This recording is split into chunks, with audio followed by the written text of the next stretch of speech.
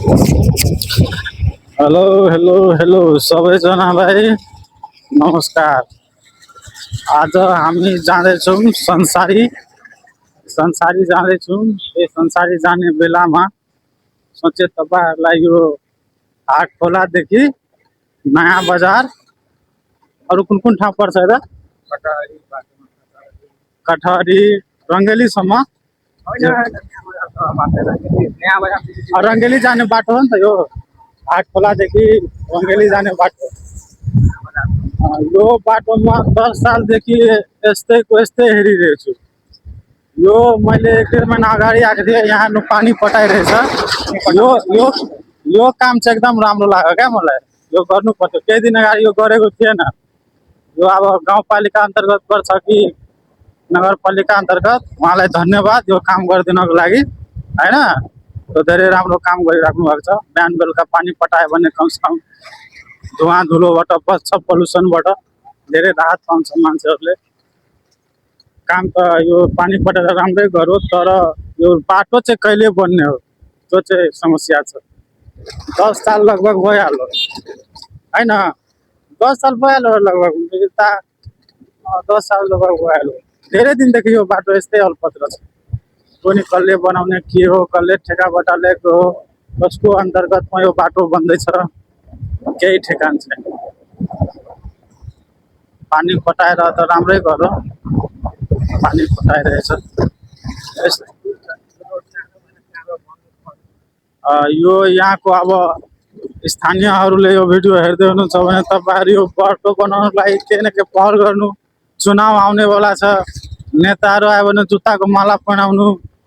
10 सालदेखि यो बाटो किन बनिरहेको छैन, झुटो भाषण भएन कि जसले यो नेताहरू भोट माग्यो भने पहिला यो बाटो बनाइदिए अनि यताको को सब प्रतिनिधिहरू अनि मात्र भोट दिन्छु भन्नुभयो। अब बनाइदिन्छु गरिदिन्छु भने जस्तो त त्यो प्यार मोहब्बतवाला कुरा भइहाल्यो, गर्लफ्रेन्ड बोयफ्रेन्ड भने जस्तो। म तिम्रो प्यारमा यो गरिदिन्छु त्यो गरिदिन्छु, अरे चन्द्रमामा लगिदिन्छु, त्यो कुरा हेर्ने होइन क्या। कसले यो बाटो बनाउँछ त्यसलाई दिनु, पहिला बनाएर आइज अनि दिन्छु भोट, यस्तो भन्ने हो नेताहरूले आयो भने। क्या अजिब छ यार, 10 साल 12 साल भयो यो रोड यताको त्यही छ, यस्तो समस्या छ। एउटा काम त बल्ल बल्ल राम्रो गर्दैछ पानी पटाएर। यहाँ अब हाट खोलादेखि तल झर्दा त पानी पटाइरहेको थियो, यता त अब कुनै कुनै ठाउँमा पानी सानी छ, कुनै कुनै ठाउँमा पटाइरहेको छैन। अब हुन कठहरीसम्म गाउँपालिका ए यहाँ बिचमा अरू पनि गाउँपालिकाहरू पर्छ, सबैले यो काम गर्नु पर्यो क्या। यस्तो छ बाटोको अवस्था हेर्नु हैन। अर्को कुरा के छ भने यो अब स्थानीयहरूले पनि बिहान बेलुका अब अहिले त घर घरमा मोटर लागेको हुन्छ हैन। आफ्नो आफ्नो घर अगाडि जे होस् बिहान बेलुका अलिक पटाइदियो भने यहाँको लोकल मान्छेलाई नै सजिलो हुन्छ र जुन आवत जावत गर्ने मान्छेहरू हुन्छ उहाँले पनि राहत पाउँछ। किनभने आउने जाने मान्छे भन्दा धेरै त यहाँ बसोबास गर्ने मान्छेले गाह्रो हुन्छ नि त। सानो सानो बच्चाहरू हुन्छ, यो धुलो प्रदूषणले बिमारी हुन सक्छ। त्यो के भन्छ गर्भवती महिलाहरू हुन्छ, बुढापाकाहरू हुन्छ, तिनीहरूलाई धेरै इफेक्ट पार्छ क्या यो धुलोले। त्यही भएर आफ्नो घर अगाडि पनि यहाँको मान्छेहरूले गर्यो भने राम्रो हुन्छ।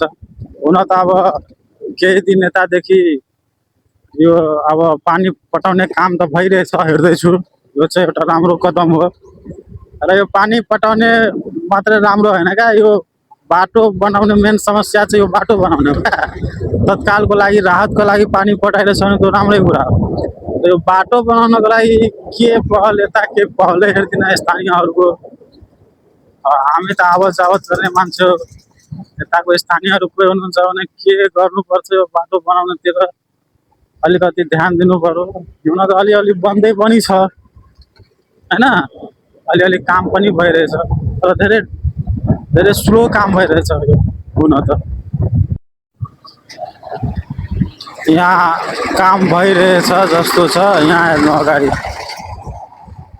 धुलो हेर्न सक्नुहुन्छ, लाग्दैछ जाडोको मौसममा कस्तो कुवेस लगाएको हुन्छ त्यस्तै छ धुलोले। बाप यो बाटोमा मान्छे हिँड्यो भने कन्टिन्यू 1 हप्ता तो पक्का नोबेलमा भर्ना हुन्छ।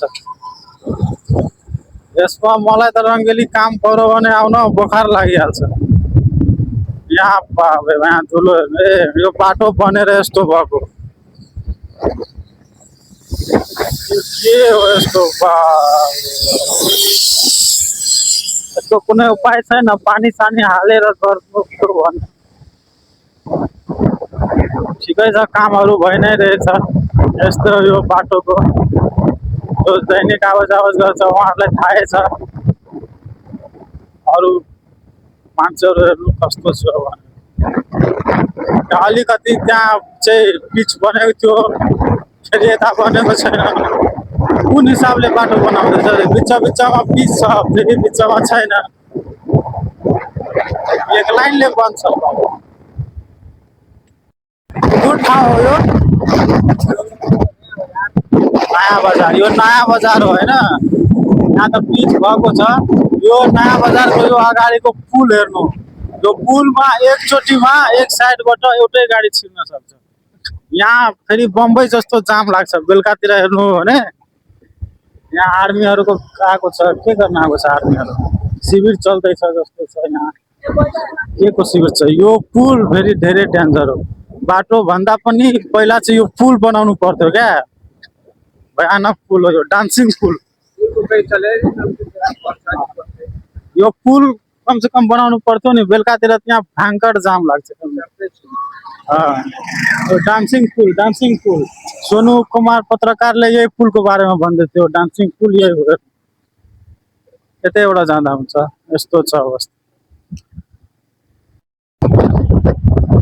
नयाँ बजारदेखि अगाडि त्यो पुलभन्दा अगाडि अब यता कन्टिन्यू पिच रोड छ यता राम्रै छ फरक हेर्नु बाटो बनिसकेपछि र बाटो नबनेको अवस्थामा कति फरक छ एक रति पनि यहाँ धुवा जो छैन धुलो छैन जता बाटो बनाएको छैन यति धुलो उड्छ